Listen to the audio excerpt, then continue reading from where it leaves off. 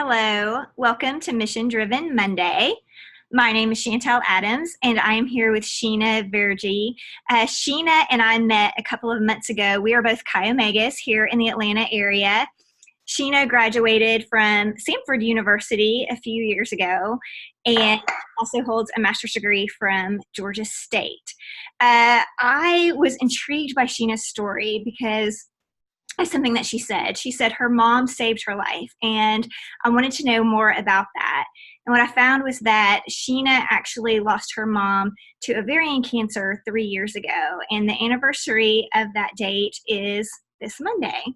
And so I know this is a really hard conversation for her today, but I'm excited that she's willing to talk to me. Sheena is an only child, and her best friend is her dad, who also lives here in Atlanta. She spends a lot of time with him.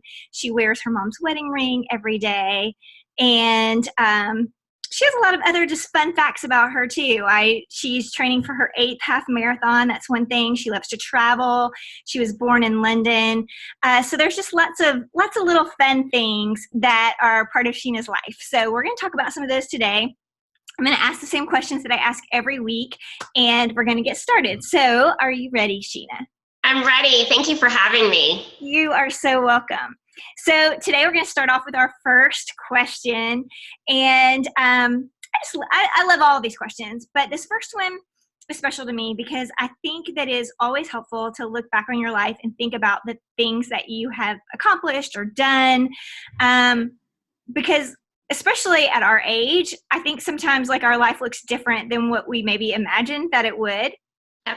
But when you look back over your life, what are you the most proud of? It's so funny. So I'll start off with, I know this is supposed to be a conversation, but I have a few notes. So if I'm looking down, forgive me. I just don't want to miss anything. Yeah. I really struggled with this question because over the last few years, my life has changed dramatically, and it's because of ovarian cancer.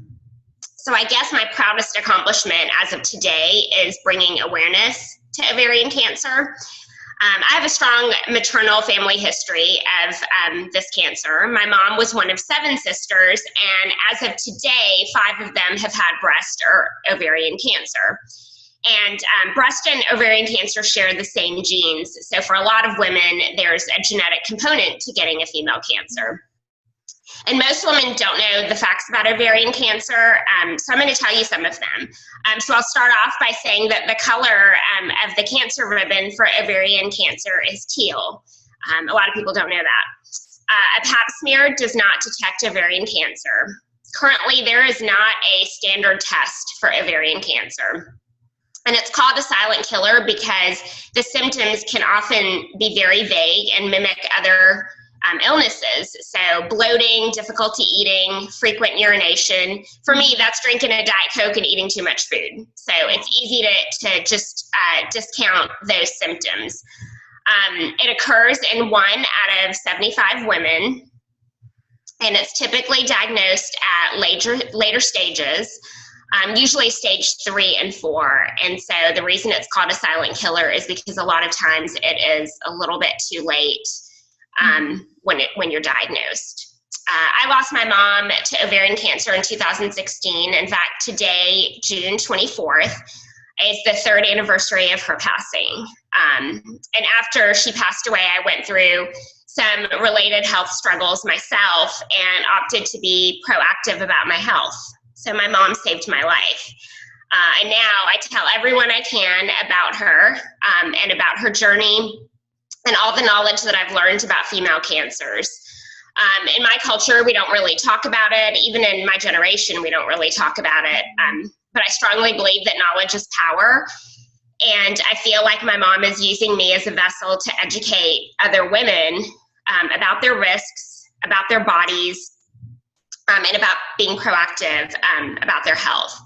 I don't want anybody to lose their mom or their sister or their friend or their grandmother or their aunt to ovarian cancer. And there's so much that we can't control about this disease, but there are so many things that we can do to minimize our risk. So I guess I'm most proud of sharing my story, even though it's very difficult. But maybe through me, my mom is saving somebody's life. Yeah, and like I said in the introduction, that was one of the things that really drew me to your story, was the way that you really talked about your mom and how impactful she was in your life, and how you did discover that you also were going to have this related health issue, which you may not have even known about if this hadn't happened to her. And like you said, we don't really like to talk about that kind of thing. And I Mm-mm. think it's because we're at this like in between age, at least where I know what I am, where I'm in my 40s, and so when people start talking about all these ailments and things, I'm like, no, no, no, stop, we're still young, don't talk about that. But it's time to start talking about those things. Absolutely. you know they happen to us, and we can't even feel what's going on inside our body sometimes, so it's important. So you've learned all of this stuff about ovarian cancer, Yeah. and you sound like you're an expert now. So that kind of leads me into our next question is, you've learned all of this, and, you have a job, and you have these hobbies that you love, and, you have a life, obviously, outside of ovarian cancer. What do you feel like you're learning right now in this season that you're in? I'd love to say that I'm constantly learning. I think it's essential for people to strive to just continue to learn. And even though my formal education is over, I think it's important to learn every day. Take the opportunity to learn from everybody that you meet, because everyone has a story, and you should want to know about it and learn about them. Yeah. So right now I'm learning, just like so many other people, to cherish the relationships that are in my life. We all know that tomorrow is not promised, and so I want to spend time with the people I love, and I don't want to miss the opportunity to tell them that I love them. I'm also learning patience, and I have no patience at all. And my dad constantly reminds me that I'm the most impatient person that he's ever met, and then I remind him that I learned it from him. But I am striving to be more patient in everything that I do. I'm striving to be more thoughtful in everything that I do. And it's a journey. I think I've been practicing patience all my life, and I still haven't accomplished it. So that's what I'm learning right now. I feel like being patient is sort of like being generous. Like people say, I want to be more generous. Well, the way to be more generous is to actually be generous, right? You have to actually do Right. it, start doing it. And that's sort of like patience. Like if you want to be patient, you're just going to have to practice being patient when it's really hard. Yep. So when you look to the future, and like you just said, like none of us are guaranteed tomorrow, but you lost somebody who was really precious to you, and she left a legacy that is, it's living through you now. Like your mom's legacy continues to live through you. And when you think about the legacy that you want to one day live or leave, in the future the future Sheena, who is that? Tell me a little bit about your aspirational self. So I got the benefit of having a preview of these questions, and I really struggled with this question. And I think I just kind of came up with the answer in the last couple of days. But I used to think that I was not a very strong person, and I wasn't very brave. But as I talk to you, I realize that I'm one of the strongest people that I know, and I'm absolutely one of the bravest people. And I hope people see that about me. My aspirational self strives to be strong and brave and to help others. That's the mark that I want to leave on the world. And I hope that others learn from me. I hope that they see me as an example to them. At work we have core values that that are all over our building, and we talk about them and try to live by them. And some of them include taking care of people and respecting people. And at the end of each day, I ask myself if I lived the values. And sometimes I don't do a great job, but it's my North Star. It's what I'm always aspiring to do. I want people to see that I treat them with respect and that I take care of people. I want to continue to do better. And because of circumstance, I won't be able to have children of my own, but that doesn't mean that I'm not going to leave my mark on the world, and hopefully leave it a little better than when I came into it. Yeah. I actually got a chance to talk to you before we started this interview. And one of the things, we were talking about was these questions, and you said that you asked some friends, like, how would you describe me? And what do you think about me? Yeah. And that your friends actually are the ones who told you, like, you're really brave. And I thought, wow, that means that you really are brave. Like, just the fact that you asked that question to people and said, what do you see when you're on the other side of me?